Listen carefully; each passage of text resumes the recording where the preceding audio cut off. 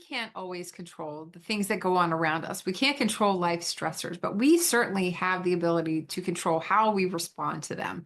Are we going to respond? Are we going to react? One is positive, one is not. And how we deal with life and the stressors that go on is so important when it comes to resilience.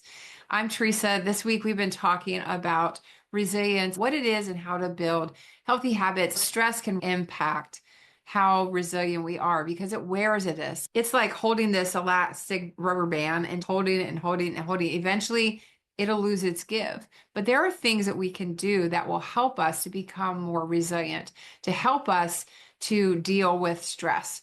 One of the first things that I learned to do, and it helped when my kids were little, take a deep breath. When we get stressed out, we tend to hold our breath. We don't breathe at all. I try to pause and take a deep diaphragmatic breath, meaning I'm not breathing from my chest. I'm breathing so that my stomach goes out, my diaphragm goes down.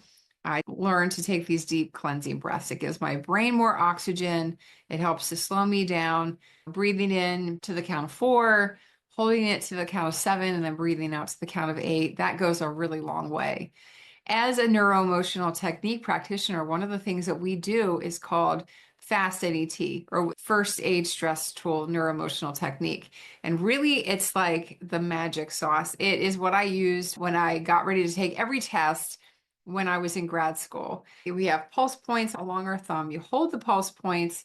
We have stress points on our forehead. So we hold the pulse points and put it over the stress, and you just take those deep breaths. So sometimes I just take those deep breaths while I'm holding the pulse points, thinking about the thing that's stressing me out. And I just keep doing that and going back and forth until I feel the stress melt away.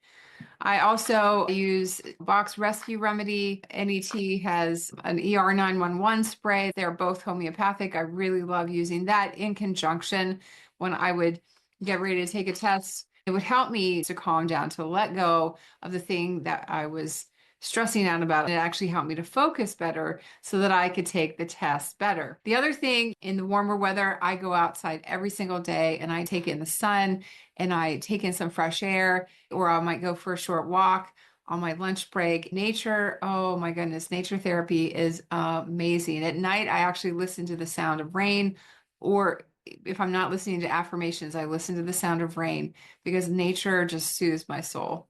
Then lastly, mindful pauses. We pause when we're doing the fast NET. You don't have to do the fast NET, although it does relieve the stress. It helps to free up the energy and the meridians in your body that get stagnated. But just mindfully pausing and take a minute while we breathe. We can combine a lot of these things together and just be thankful. Take a moment and let it go. Let go of that thing. Sometimes we can't control it. So does it do us any good if we hold on to it and we just hold that tension inside of our bodies and we just stress out about it? All that stress erodes our resilience. Learning to manage it and doing things to help build us up and release the stress and build up our resilience will go a long way.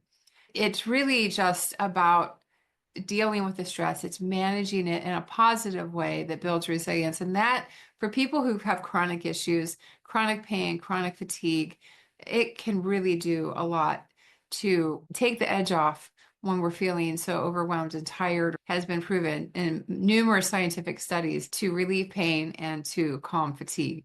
I would love for you to share, what's one thing that you do as a stress relief tool? Is it something I've shared, or is it something that you have different? I would love to hear from you, and I look forward to you in one more video this week on managing resilience.